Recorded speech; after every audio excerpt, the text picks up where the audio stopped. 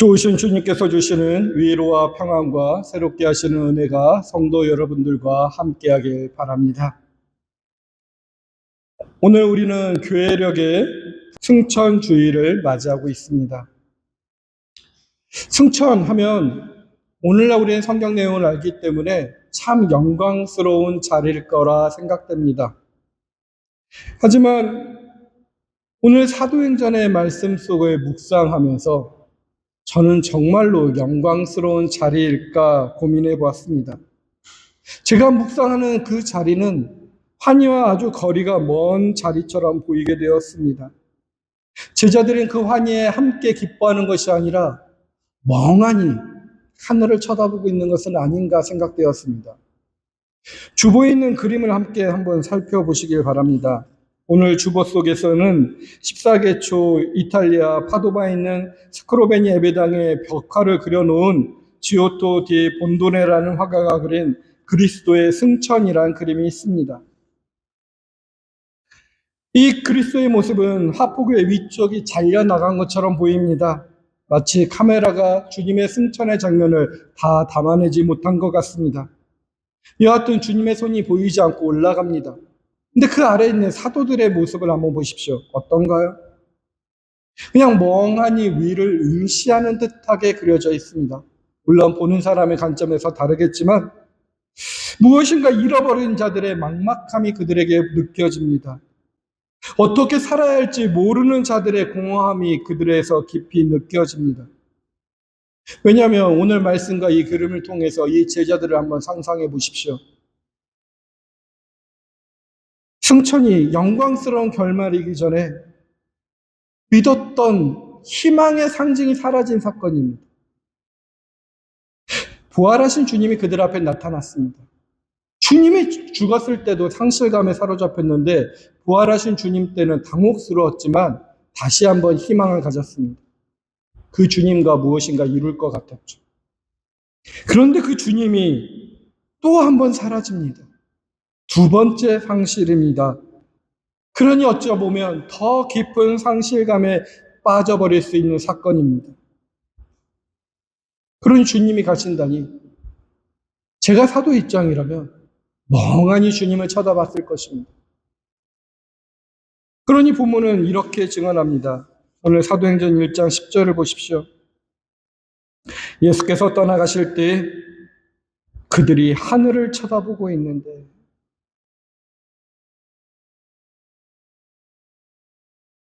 근데 이 장면이 오늘날 우리들에게도 반복되고 있는 것은 아닌가 묵상이 됩니다. 사도들의 그 멍한 시선이 오늘 우리에게도 반복될 수 있다는 것이죠. 저와 여러분이 어디선가 멍하니 주님을 쳐다보고 있지는 않은가요? 여러분들에게 그러한 시간은 있지 않으셨나요? 한때 분명히 계셨던 주님이 지금은 보이지 않는 것 같아서 멍하니 서 있을 수 있습니다. 분명히 내 곁에 계셨던 것 같이 주님의 임재가 시스른 듯 사라져버린 같은 순간, 아무리 부르짖어도 하나님의 반응이 신통치 않아 기도의 문이 막혀버린 자리에서 멍하니 서 있던 순간, 한때는 부활의 감격으로 신앙의 감격으로 뜨거웠을지 모르나 이제는 그 보호의 손길마저 거두어진 것처럼 느껴지는 메마른 일상 속에서 우리는 길을 잃고 멍하니 서 있을 수 있습니다. 주님이 더 이상 보이지 않는 것 같은 그 부재의 자리에서 우리가 무엇을 붙들어야 할지 모르 그저 멍하니 하늘의 잔상만 쫓고 있는 우리의 모습이 있습니다. 그렇게 서 있으면 무능력해 보입니다. 그런데 저는 그 멍함이 신앙의 무능력함이 아니라 생각됩니다. 정말로 곰곰이 생각해 보면 그것은 우리 삶에 찾아온 가장 정직한 위기의 고백이지 않을까 묵상해 봅니다. 질병의 고통이 끝날 기미가 보이지 않을 때, 경제적인 결핍이 우리의 존재를 짓누를 때, 혹은 평생을 걸고 지켜온 관계가 파탄났을 때 우리는 주님 도대체 언제까지입니까? 라고 묻던 그 제자들의 처절한 질문 속으로 우리도 함께 들어가게 됩니다. 사도들도 지금 이런 질문을 던지고 있기 때문입니다. 사도행전 1장 6절을 보십시오. 한 자리에 모여 있을 때 예수께 여쭈었다고 합니다. 주님께서 이스라엘에게 나라를 되찾아 주실 때가 바로 지금입니까? 라고 했던 절박함처럼 우리도 그렇습니다. 주님 지금이 고쳐줄 때 아닙니까? 주님 지금이 경제적인 문제를 해결해 줄 때가 아닙니까? 주님 지금 내가 한평생 3년 동안 기도했던 그 기도의 응답이 있을 때가 아닙니까? 하며 수많은 절박한 기도가 담겨져 있는 순간들입니다. 응답되지 않는 기도들, 이루어지지 않는 약속들, 비어버린 손바닥들 가운데 속에서 우리는 정직하게 멍하니 하늘만 쳐다볼 수 있다라는 것입니다. 그런데 놀라운 것은 이 본문은 이 멍함의 자리에서 한 가지 사건이 일어났다고 증언하는 것입니다. 그것은 천사의 등장입니다. 흰옷 입은 두 사람이 멍하니 서 있는 사도들 곁에 다가와 그들에게 한마디를 던졌다라는 것입니다. 그리고 그 한마디가 사도들의 멍함을 끝내고 그들을 다른 자리로 옮겨갔다라는 사실입니다.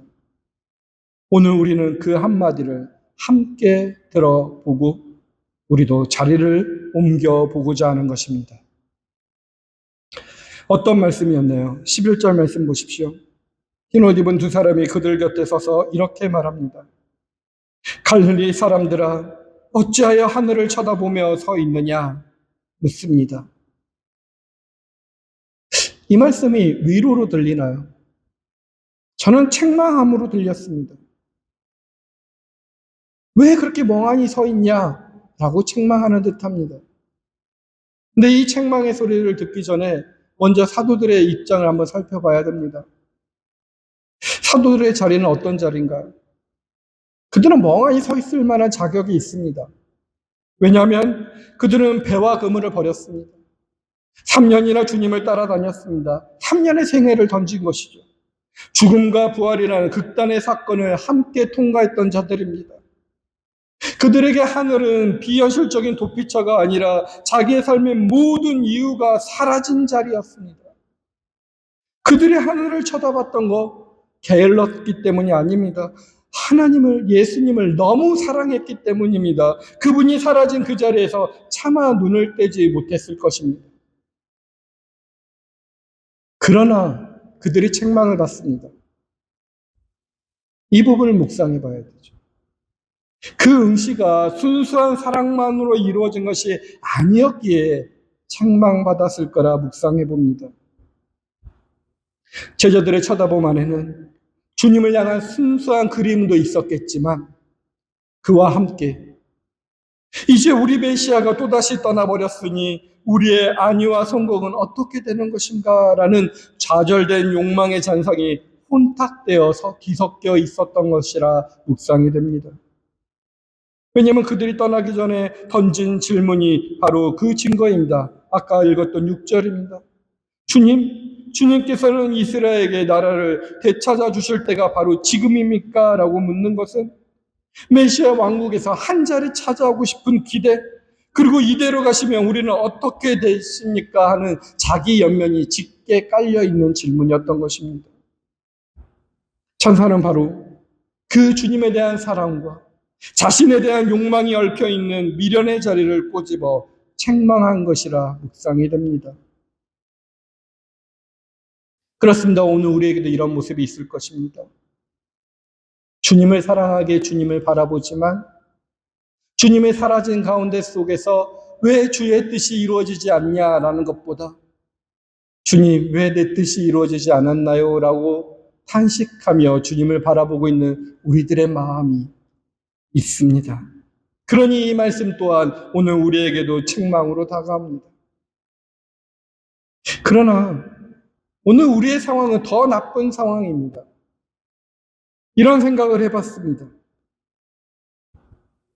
우리가 정말로 그리스도를 향해 제자들처럼 그렇게 삶을 던져본 적이 있는가라는 것입니다.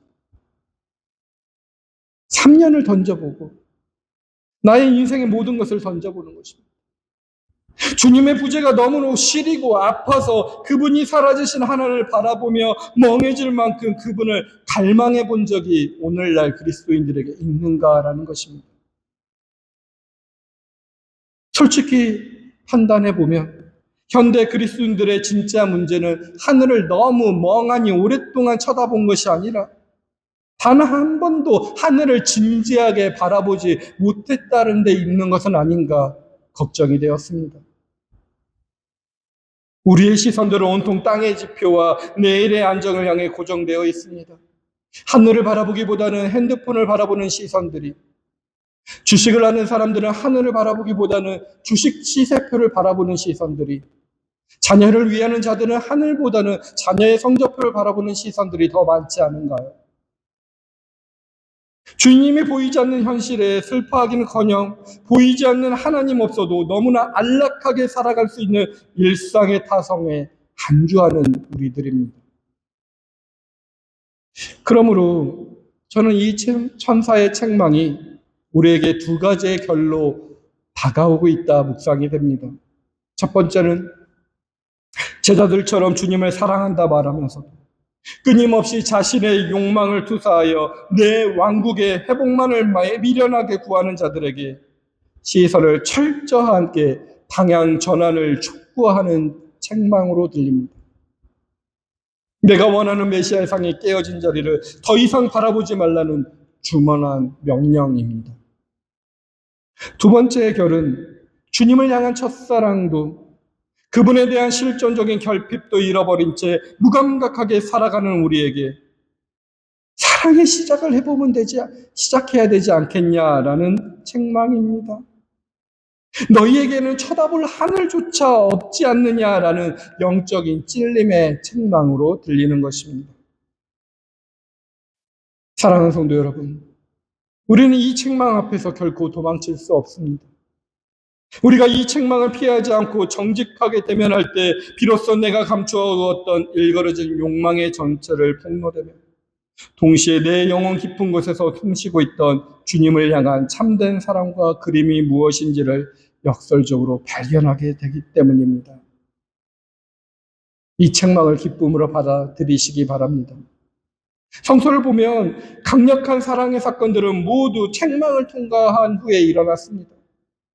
베드로의 사랑은 부인한 후 닭 울음이라는 책망을 통과한 후에야 회복되었고, 사울의 사랑은 다메섹 길의 책망, 왜 나를 핍박하느냐라는 것을 통해서 비로소 시작되었습니다. 책망은 사랑의 결과가 아닙니다. 책망은 사랑의 시작이기도 합니다. 그러니 이 사도들은 이 책망을 듣고 무너지지 않았습니다.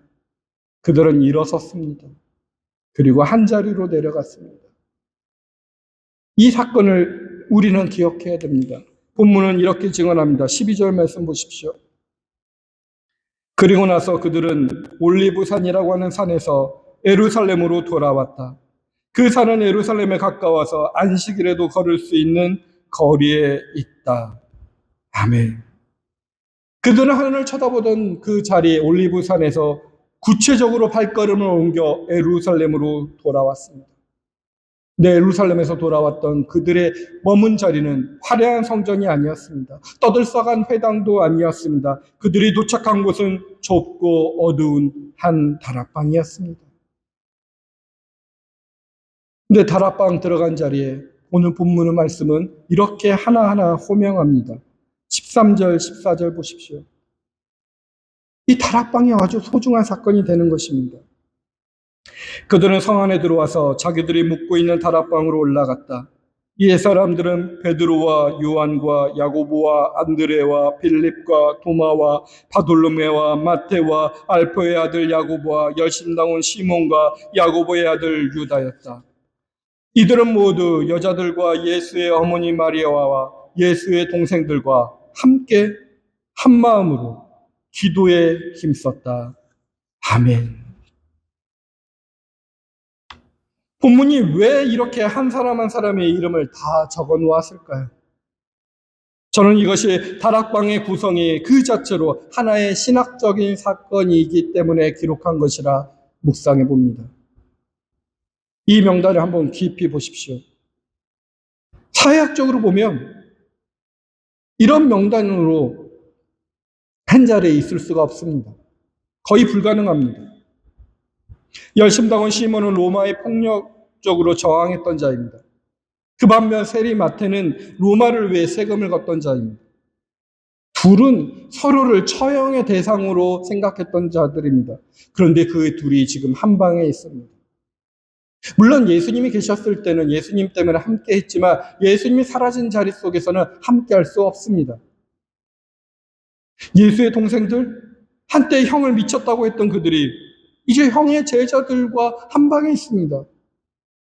여자들, 1세기 유대 사회 속에서 공적 종교 영역 속에서 철저하게 배제됐던 여자들입니다. 그들이 이제 남자 사도들과 어깨를 나란히 하고 있습니다. 그리고 가장 놀라운 것은 예수의 어머니 마리아가 거기 있다는 것입니다. 자기 아들의 죽음을 십자가에서 지켜본 그 어머니가 그 자신의 아들을 내버려 두고 도망갔던 모든 아들의 동료들을 그들과 함께하고 있다는 것입니다. 이 사람들이 어떻게 한 방에 모여 있을 수 있을까요? 그들을 한 방에 모은 것은 그들이 공유한 단 하나의 사실입니다. 그분이 더 이상 보이지 않는다는 사실입니다. 빈자리입니다. 주님의 부재라는 압도적인 사건 앞에서 그들이 가지고 있었던 모든 정체성, 열심당원이라는 정체성, 세리라는 정체성, 어머니라는 정체성, 동생이라는 정체성, 여자라는 정체성, 이것들의 유효성이 상실되어 버린 것입니다. 더 이상 그것들이 결정적이지 않게 되는 것입니다. 그분이 사라짐으로써 그들을 갈라놓았던 모든 벽이 함께 무너진 것입니다. 이것이 다락방의 첫 번째 신비인 것입니다. 이번 한 주 이 신비를 깊이 묵상해 보십시오. 다락방들은 사람들이 화해해서 만들어진 공간이 아닙니다. 우리가 노력해서 만든 공간이 아니라는 것입니다. 다락방은 공통의 상실 앞에서 모든 차이가 무력해진 자리입니다. 우리 흔히 생각하는 교회의 일치는 의견이 같아서, 입장이 같아서, 배경이 같아서 이루어지는 일치입니다. 그러나 본문이 보여주는 일치는 그런 일치가 아니었습니다. 그분이 보이지 않는 그 빈자리에 함께 둘러쌌기 때문에 일어난 일치입니다. 빈자리를 둘러싼 자들은 비로소 한마음이 되었던 것입니다.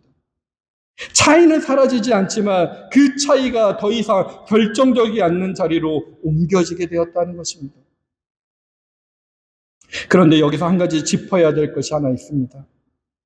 사도들이 그 다락방으로 내려간 것이 용기 있는 결단으로 인한 것이 아니라는 것입니다. 그들의 어떤 영적인 신앙을 발휘해서 그 자리에 모인 것이 아니라는 것입니다. 솔직하게 말해보면 그들은 갈 곳이 없어서 그 자리에 모인 것입니다. 부활하신 그분을 만났지만 그분이 다시 사라진 뒤로는 그분이 가라고 하신 자리 예루살렘 외에는 갈 곳이 없는 자들이었습니다. 베드로는 며칠 전까지만 해도 다 굴기 전에 3번이나 그분을 부인했던 자였고, 도마는 손으로 못자국을 만져보고서야 겨우 믿는 자였고, 다른 제자들은 그분이 잡히시던 밤에 다 흩어졌던 자들입니다. 그들은 자기들의 약함을 알고 있던 자들입니다. 그래서 다락방의 분위기는 결코 영광스러운 자리가 아니었을 것입니다. 자기들의 약함을 견디며 그래도 그 자리에 머무는 자들의 모임이었을 것입니다. 그 분위기를 한번 깊이 묵상해 보십시오. 그리고 이 자리를 정직하게 봐야 됩니다. 사도들이 다락방에 머무는 시간은 약속하신 성령이 오기까지 약 열흘이었습니다. 부활은 이미 일어났지만 부활의 능력이 자신들의 삶 속에 어떻게 임할지 아직 모르는 시간, 즉 부활을 보았지만 부활이 자기 삶 속에서 아직 일어나지 않는 사건이었던 시간에 그들은 함께했던 것입니다. 그러니 오늘 본문 속에서 한마음으로 기도했다라고 했을 때 어떤 기도의 자세일까요? 무엇인가 확신에 찬 기도의 자세, 무엇인가 신앙의 결단 가운데 속에서 영웅적인 신앙감으로 한마음으로 결의를 다져서 기도했던 자리일까요? 아닙니다. 기도는 응답이 보장되지 않는 상태 속에서 기도하고 있습니다. 결과를 보지 않고 그저 약속만 붙잡고 연약한 그 상태 속에서 함께할 수 없는 이들과 한마음으로 기도하고 있는 자리입니다. 여기서 우리는 베드로가 후에 그의 편지에 쓴 한 구절을 떠오르게 합니다. 오늘의 본문입니다. 베드로전서 5장 6절에서 7절 말씀을 보십시오. 그러므로 여러분은 하나님의 능력의 손 아래로 자기를 낮추십시오. 때가 되면 하나님께서 여러분을 높이실 것입니다. 여러분의 걱정을 모두 하나님께 맡기십시오. 하나님께서는 여러분을 돌보고 계십니다. 아멘. 베드로는 아마 이 다락방의 분위기를 경험했기 때문에 이러한 고백을 하지 않았을까 묵상해 봅니다.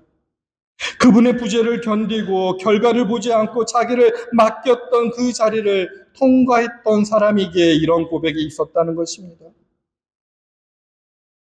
그래서 맡겨보라는 것입니다. 결과를 모릅니다. 그런데 우리는 이 맡기십시오라는 말을 그저 가벼운 위로의 말로 너무나 많이 사용합니다. 물론 오늘 맡기십시오는 부활이 아직 자기 안에서 일어나지 않는 자리에서 그래도 그분의 손을 붙잡고 서 있던 자의 증인인 것입니다. 걱정하지 마십시오. 맡기십시오는 주님께서 다 해준다는 뜻이 아닙니다. 그러니 베드로는 이 말을 쓴 자리, 어떤 자리인가요? 네로가 박해가 시작됐던 자리 속에서 맡기라는 것입니다. 베드로 자신은 곧 거꾸로 십자가에 달려 죽을 운명이었던 것입니다. 그가 맡기십시오라고 했을 때 그것은 결과가 안전하게 보장된 자리에서 던지는 말이 아니었습니다. 그것은 죽을 수도 있는 자리에서 그래도 맡기라는 고백인 것입니다. 그러니 진짜 맡김은 결과를 본 후에 맡김이 아니라는 것입니다. 그것은 부활이 보이지 않는 자리에서의 맡김입니다. 그러니 맡기십시오라고 말한 직후에 곧바로 베드로는 이렇게 말합니다. 8절 보십시오. 맡겼는데 돌보고 계신다는데 정신을 차리고 깨어 있으십시오. 여러분의 원수 악마가 우는 자와 같이 삼킬 자를 찾아 두루 다니십니다. 믿음에 굳게 서서 악마를 맞서 싸우십시오. 여러분도 아는 대로 세상에 있는 여러분의 형제 자매들도 다 같은 고난을 겪고 있습니다. 아멘. 이렇게 말합니다. 맡긴 다음에 곧바로 맞선 싸움이 온다는 것입니다. 그러니 맡김은 수동적인 포기가 아니라 가장 적극적인 저항의 자세가 된다는 것입니다. 내가 짊어지고 있는 짐을 하나님께 옮김으로써 비로소 나는 대적을 똑바로 응시할 수 있는 자유만 얻었지 우리에게 고난과 주님과의 함께 적과 싸워야 되는 일들은 일어난다는 것입니다. 이 자리에 서보라는 것입니다. 그것이 다락방의 기도의 자리였습니다. 근데 이 자리에 서는 것 사실 정상적인 것이 아닙니다. 이길 수 없는 싸움에 나서는 것입니다. 우리는 악마 대적을 이길 수 없습니다. 그저 주님만이 이겼는데 그 싸움에 나서보라는 것입니다. 결과를 보지 않은 채 자기를 던지는 것, 부활이 아직 없는 자리에서 그분의 손을 붙잡고 서 있는 것, 세상의 계산법으로 보면 어리석은 자의 계산입니다.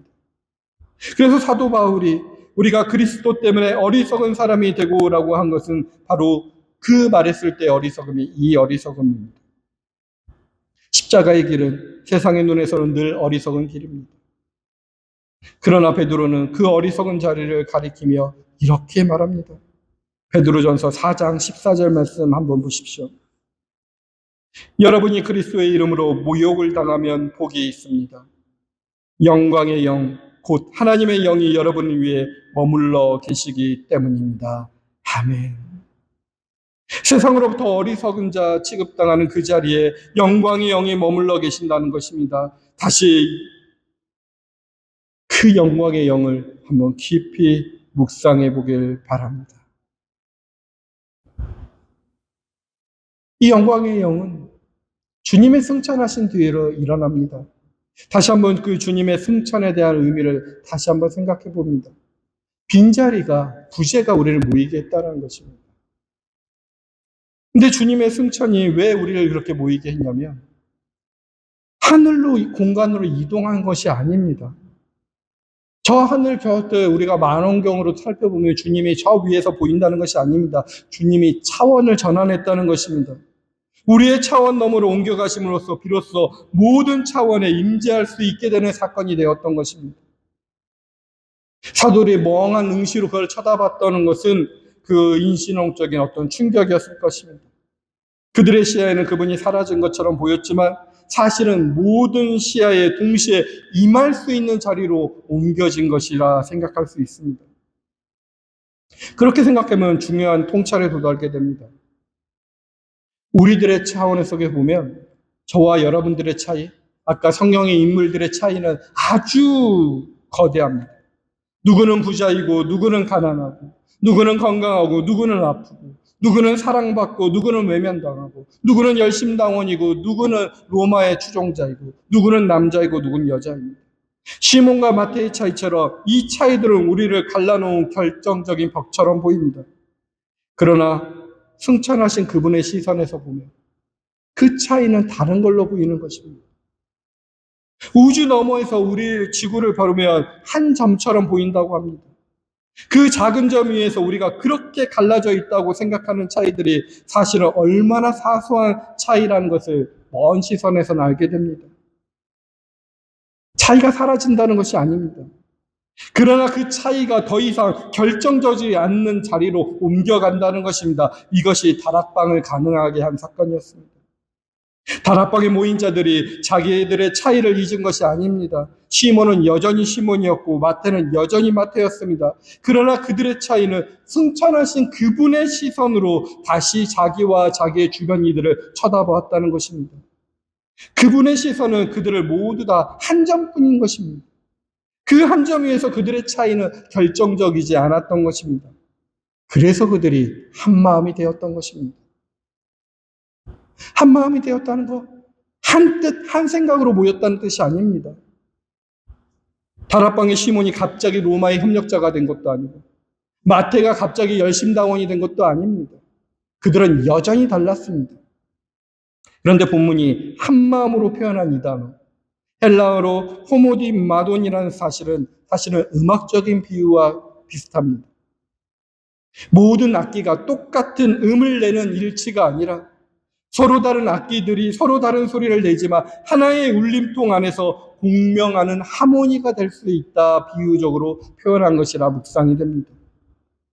다른 소리들이 빈 공간 안에서 만나 하나의 울림으로 만들어낸 자리, 다락방이 그런 자리였다라는 것입니다. 그분이 사라진 그 빈자리가 울림통이 되어서 서로 다른 자들의 다른 목소리가 하나의 공명을 이루기 시작한 자리, 바로 그것이 다락방입니다. 오늘도 우리의 빈자리, 주님이 없다고 하는 그 자리 속에서 그 다락방은 시작될 것입니다. 그런데 우리가 다락방으로 가야 되는데 우리의 힘으로 간다는 것이 아닙니다. 다락방은 약속을 기다리는 자리인데 우리의 결단이 아니라 분명히 하나님의 능력과 약속이 먼저라는 것입니다. 그리고 그 약속을 주신 주님께서 그 약속이 우리의 모든 자세를 바꾼다는 것입니다. 그 약속을 우리 한번 귀 기울여 보십시오. 오늘 말씀 속에서 약속이 두 가지의 약속이 있습니다. 사도행전 1장 8절에 그러나 성령이 너희에게 내리시면 너희는 능력을 받고 예루살렘과 온 유대와 사마리아에서 그리고 마침내 땅 끝에서 이르니 내 증언이 될 것이다 라는 약속입니다. 오늘도 이 약속은 우리에게도 유지됩니다. 또한 11절에 이 예수는 하늘로 올라가신 것을 너희가 본 그대로 오실 것이다 라고 천사들이 약속해 주십니다.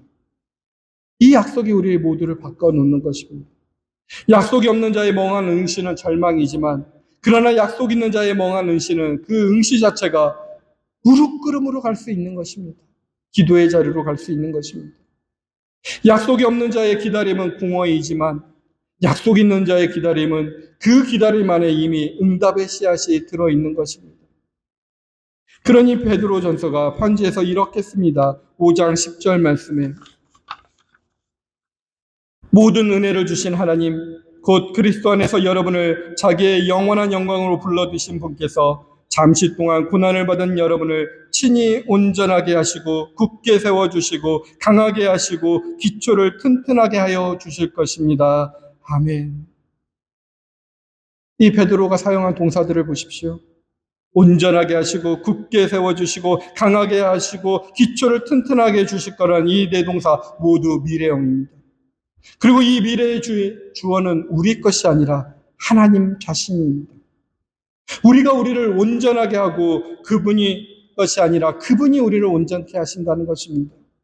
우리가 우리를 굳게 세우는 것이 아니라 그분이 우리를 굳게 세운다는 것입니다. 이것이 결정적인 것입니다. 다락방에 모인 자들이 자기의 힘으로 한마음 된 것이 아니라는 것입니다. 그들의 차이를 극복한 것도 그들의 힘으로 한 것이 아닙니다. 그들이 자기들은 할 수 없다는 일이 있다는 것을 인정할 수 있을 때 그 인정한 자들의 빈자리에 공허한 자들의 모임이었습니다. 자기들의 멍함을 자기의 힘으로 끝낼 수 없다라는 것을, 자기들의 부재를 자기의 힘으로 메꿀 수 없다라는 것을, 자기들의 두려움을 자기의 힘으로 이길 수 없다는 것을 정직하게 인정했을 때 하나님께서 역사하시는 것입니다. 그 인정이 그들은 무릎을 꿇을 수밖에 없었습니다. 무릎을 꿇었다는 것은 나의 결단이 아니라 그분의 약속에 나를 던진다는 뜻입니다. 주님은 우리가 그렇게 나약했을 때도 우리를 위해 기도합니다. 오늘 복음서 17장 11절의 말씀을 보십시오.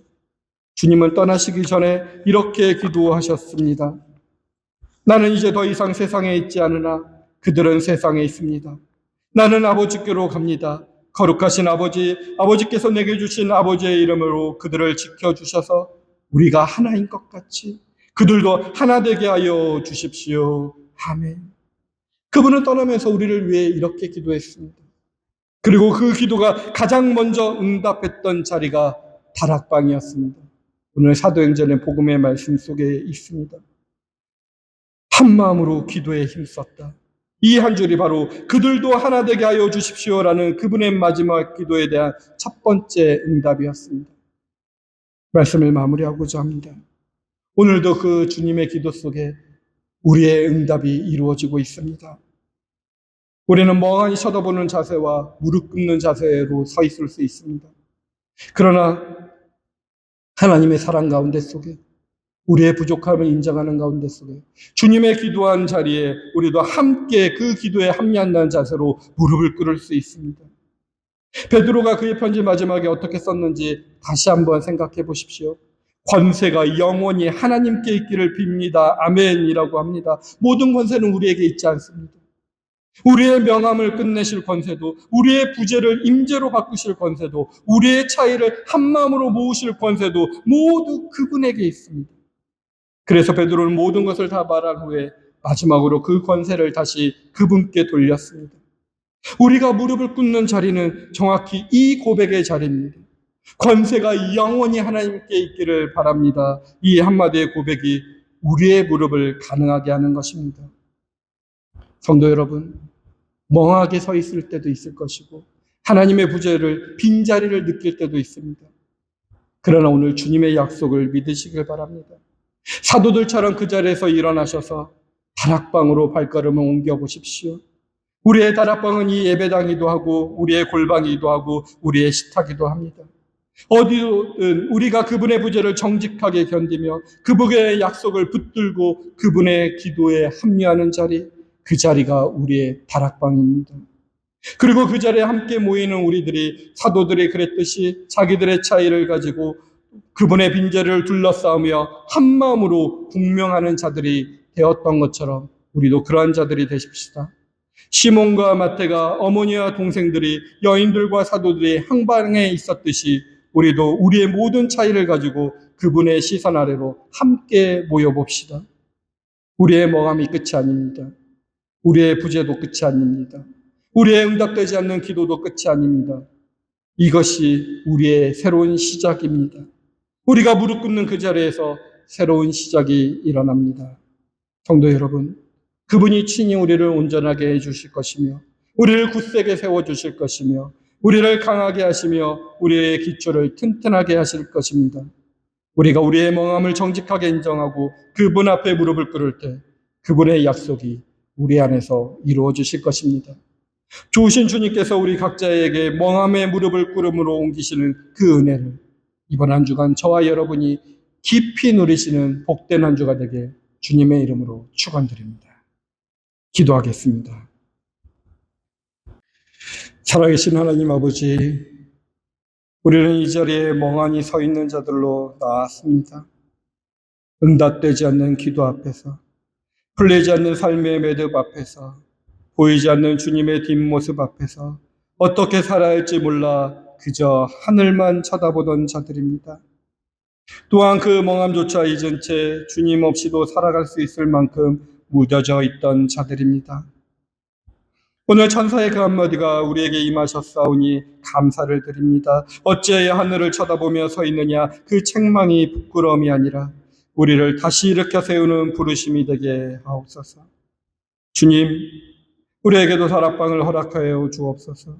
주님의 부재를 정직하게 견디며 주님의 약속을 붙들고 주님께서 우리를 위해 드리고 계신 그 기도에 합류하는 자리, 서로 다른 우리가 우리의 차이를 가진 채로 주님께서 비워두신 그 자리를 함께 둘러싸며 한마음으로 공명하는 자리, 그 자리에서 우리의 멍함이 무릎 꿇음으로 옮겨지게 하옵소서. 부활이 아직 우리 안에 일어나지 않는 것 같은 자리에서도, 세상의 눈에 어리석은 자처럼 보이는 자리에서도 주님의 손을 붙잡고 서 있을 용기를 주옵소서. 이번 한 주 주님께서 친히 우리를 온전하게 하시고 굳게 세워주시고 강하게 하시고 우리의 기초를 튼튼하게 하여 주실 것을 믿사오며 모든 권세가 영원히 우리 하나님께 있음을 고백하오며 우리 주 예수 그리스도의 이름으로 기도합니다. 아멘.